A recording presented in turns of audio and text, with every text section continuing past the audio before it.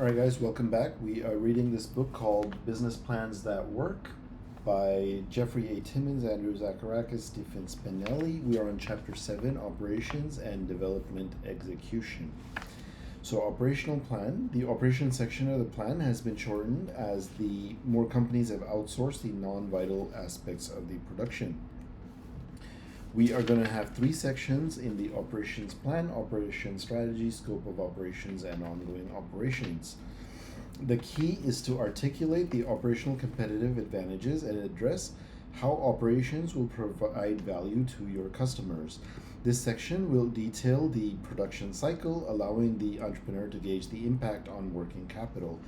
When does the company pay for inputs? How long does it take to produce the product? When does the customer buy the product? And more importantly, when does the customer pay for the product? The time from the beginning of this process until the product is paid for will drain cash flow and has implications for financing. From the Firefly business plan, we see that it needs to make a 50% down payment 5 months before it receives the product. Add to that the time before it may receive payment from its distribution channels, and you can see how many rapidly new growing companies run out of cash even though they have increasing sales. Therefore, it's crucial to finance properly the time cash is tied up in the procurement, production, sales, and receivable cycle. Another factor that has cash implications is whether the operation strategy is to buy or build the production process. For instance, if Firefly decides to build a manufacturing facility, it would cost a lot of money. Instead, Firefly buys production, moving those expenses to variable cost as opposed to fixed cost. How do you make the decision whether to buy or build? First, what is your competitive advantage? If it lies in how you put the product together, it probably makes sense to build. For instance, Dell derives its advantage by customizing its personal computers, PCs. Thus, it needs a facility to assemble its product. You may also build if your advantage lies in some proprietary technology that you need to keep close control of, although you may only need to make the component where your technology is embedded. Otherwise, consider buying, which means outsourcing the operations, because the second key factor here is cost.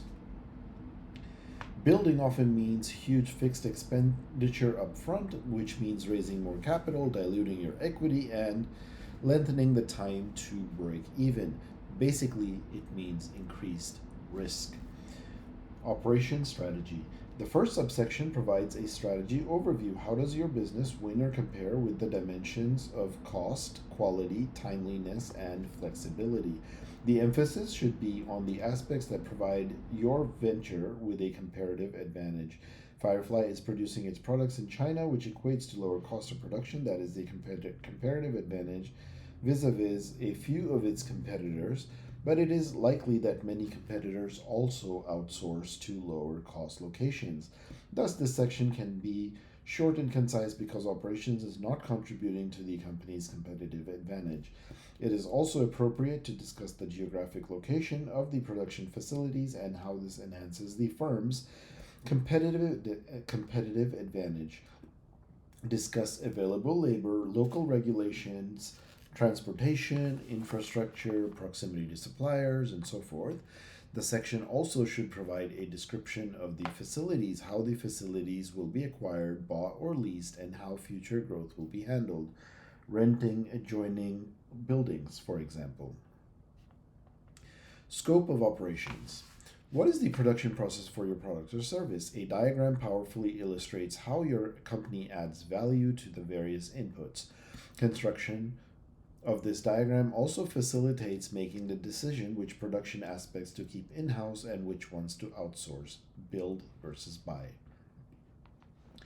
Because cash flow is king and resource-constrained new ventures typically should minimize fixed expenses on production facilities, the general rule is to outsource as much production as possible. However, as was discussed above, there is major caveat to that rule. Your venture should control aspects of production that are central to your competitive advantage. Firefly's competitive advantage lies in design and marketing. So the actual production of the plush animals and kits can be outsourced easily. Outsourcing that aspects that aren't proprietary reduces fixed costs for production equipment and facility expenses, and that means you have to raise less money and give up less equity. Since most of the operations for Firefly are outsourced, there isn't a need to discuss this in a subsection on scope of operations. The scope of operations also should discuss partnerships with vendors, suppliers, partners, and so on. Again, the diagram should illustrate the supplier and vendor relationships by category or by name if the list isn't too long and you already have identified your suppliers. The diagram helps you visualize the various relationships and ways to manage them better or eliminate them. The operations diagram also helps entrepreneurs identify personnel needs. For example, that diagram provides an indication of how many production workers might be needed depending on the hours of operation, number of shifts, and so forth. Ongoing operations. This section builds on the scope of operations by providing details on day-to-day activities, how many units will be produced in a day, and what kind of inputs are necessary. An operating cycle overview graphically illustrates the impact of production on cash flow. As entrepreneurs complete this detail, they can start to establish performance parameters which will help monitor and modify the production process into the future and test assumptions regarding competitive advantages. If this is an operational business plan, the level of detail may include specific job descriptions, but in the typical business plan, this level of detail would be much more than an investor would need or want to see in the initial evaluation phase. Since Firefly is still in early development, it doesn't include a fully detailed operational plan. So the short operations plan for Firefly looks like an operational strategy. All manufacturing will be outsourced. The company works with the five of us, a toy company based in San Francisco with manufacturing operations in China. They have facilitated our initial manufacturing of product. They work with factories that do not slave or use child labor and that pay and treat their workers well, adding to Firefly's image as a socially conscious company. The product designs are based on ideas conceived in-house. The process from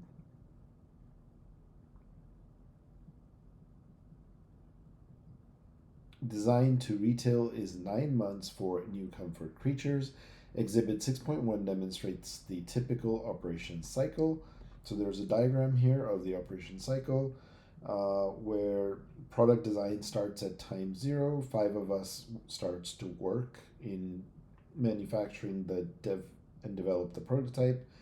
Firefly then reviews the prototype and half of the money is paid. Then 5 of us redoes the prototype, starts the manufacturing run. The weeks are given. Week 16 is when the prototype development starts. Week 19 is when the review starts. And then the prototype is redoing happens by week 23. Manufacturing starts in week 24. Shipping from manufacturing starts in week 30, and by week 37 we are shipping to distribution. And then we pay 25% when we ship to manufacturing and 25% when we ship to distribution. Now, this whole thing about using a socially conscious company that doesn't abuse workers and stuff, if this is a issue for the startup, then it should have been talked about in marketing plan and its mission, and otherwise it just seems like we're paying a higher cost and throwing that into our operation strategy. And as we spoke about, branding is not an important thing, or like a thing we should be spending a lot of money on as a startup where the cash flow is constrained, especially when it comes to something like operational. It makes sense that we're outsourcing our production because that is key to high quality at a low cost. And so having a reputable manufacturer who handles this at a low cost production in Asia, that's a good thing.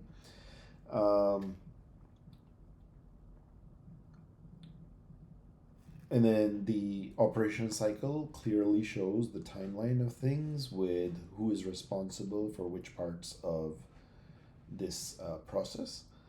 This diagram also helps you evaluate the operational process. For example, why does it take so long to get a prototype built? Is there some way to speed up that cycle? It takes 7 weeks to receive, review, and redo the prototype. That seems to lack a sense of urgency. The cycle is probably based on Firefly's first run of Jordos. The question Lauren should be asking is, can we shorten this for future runs? The old adage holds that time is money. All right. So the five of us, that's the company doing the manufacturing, requires a minimum order of 500 units. The payment terms are 50% upfront, 25% on shipment, and 25% on arrival. Firefly will work with other manufacturers as the manufacturing needs increase. The production cycle, typical for the toy industry, should not change when other manufacturers are used. So again, the point about which manufacturers have what kind of use of child labor or slaves or paying their workers well, etc. Uh, this is not clear when you say, okay, this is just a generic manufacturer we're using and we will use others in the future. We would like to see validation that this is typical for the toy industry. It seems that this may be a function of Firefly's small size and low negotiation power. As a company grows, we would expect that it will be able to improve terms and have relationships with specific manufacturers.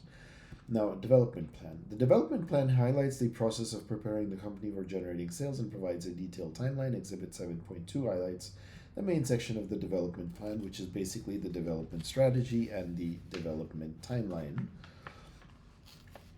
Many new ventures will require a significant level of effort and time to launch the product or service. This section explains how the business will progress from its current position to becoming an ongoing concern. For example, new software or hardware products often require months of development. The development plan should detail the steps taken to get that developed software product. Development strategy: what works remains to be completed, what factors need to come together for the development to be successful, what risks to development does the firm face. For example, software development is notorious for taking longer and costing more than most companies ever imagine. Detailing the necessary work and what is required for the work to be considered successful helps entrepreneurs understand and manage risks involved. After you have laid out these details, a development timeline is established. A development timeline is a schedule that highlights major milestones that can be used to monitor progress and make changes. The timeline helps entrepreneurs track major events and schedule activities to execute those events. It also helps provide a guidepost of promised accomplishments for the investors. Firefly adds a headcount table in the section. Headcount tables in the appropriate sections suggest that you understand your infrastructure needs. In this case, the table is somewhat redundant with the one in the marketing plan, as it includes marketing employees again. Nonetheless, we will like to see this level of detail because it suggests a level of understanding and ties directly to the costs in the financial statements.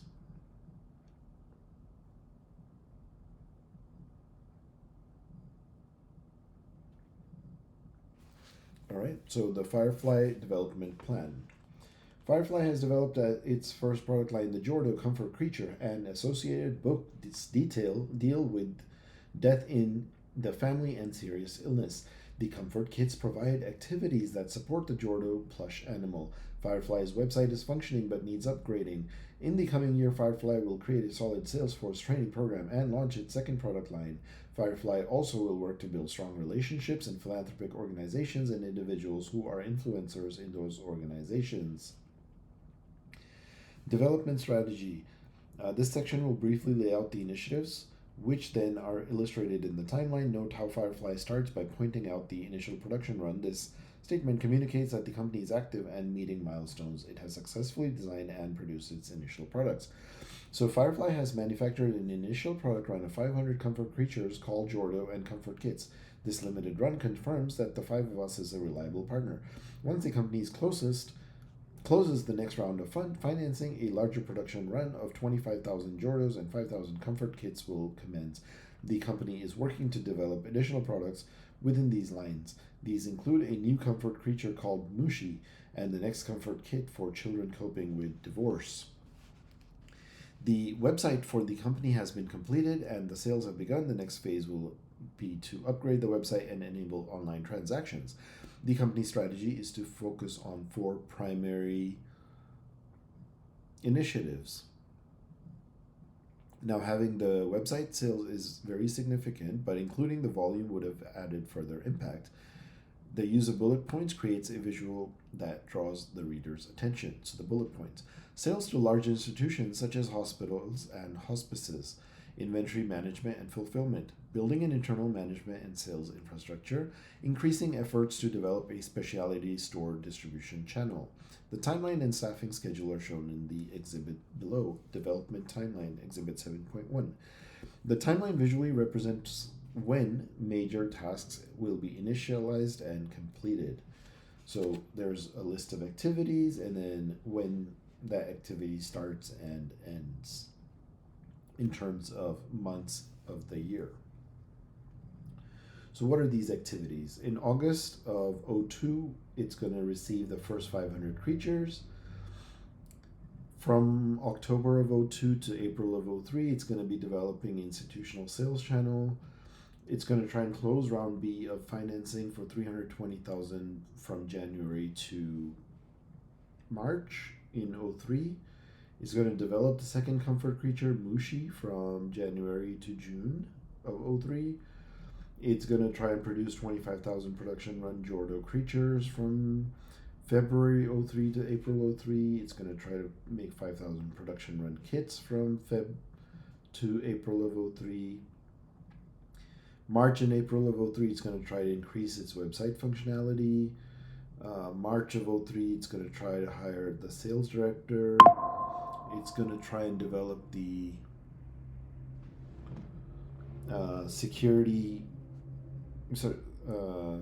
operations director, develop specialty store channel, get to 15,000 production run of Jordan creatures, 30,000 production run of comfort kits. Alert from continuity camera. Continuity camera.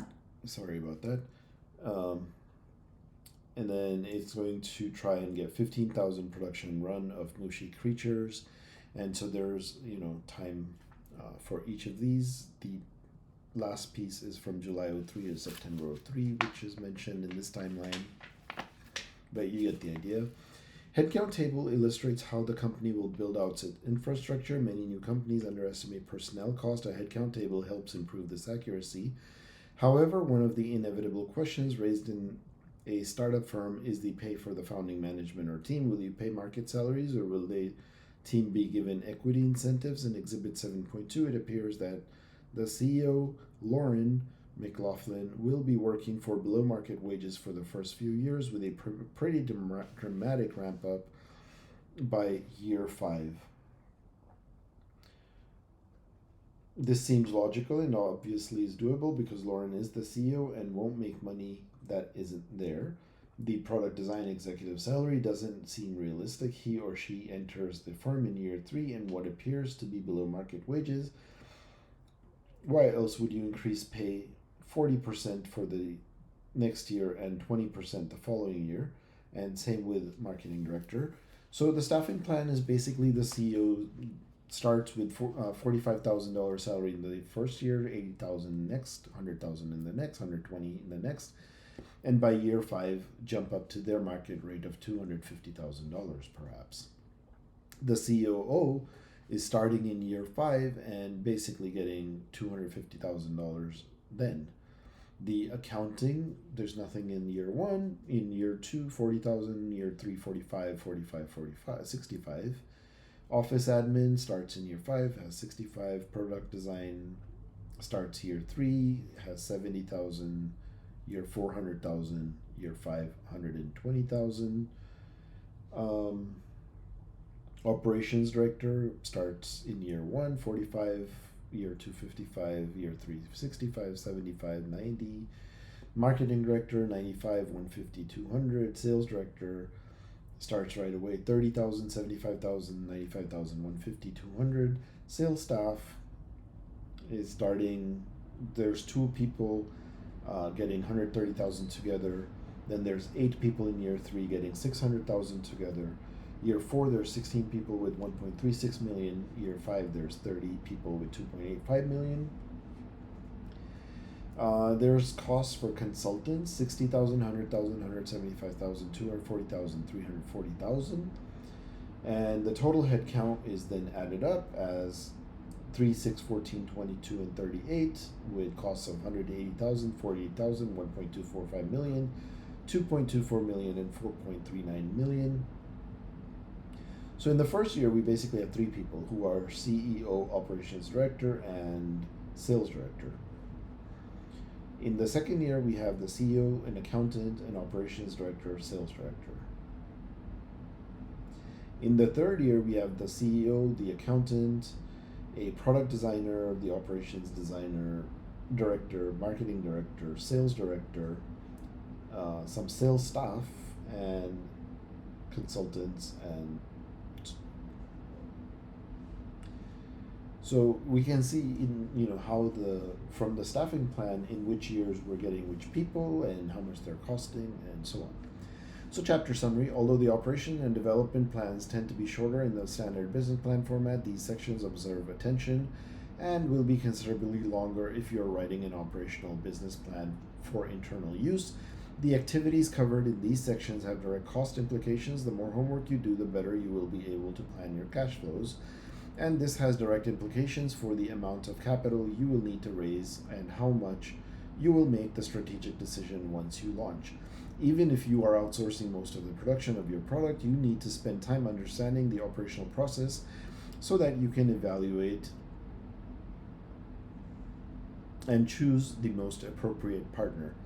Making bad choice of a production partner will have a potentially large cost and time implication. Make sure you have the deep understanding needed. The development plan is also an important exercise.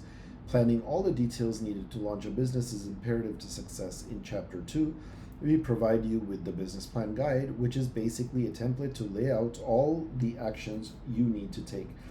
As you go through the marketing plan and the operations plan, you should be able to fill in more details than needed to happen during the launch phase. Tim DeMello, serial founder of Wall Street Games and Streamline, shared with students at Babson College an exercise he uses to identify all the necessary actions needed to be taken. Tim had every member of his founding team sit in a room with the flip chart sheets taped to the walls. The team members then went around the room writing down actions. The second cycle added detailed actions that support the major actions identified in the first round. They continued in this manner until they exhausted new action items.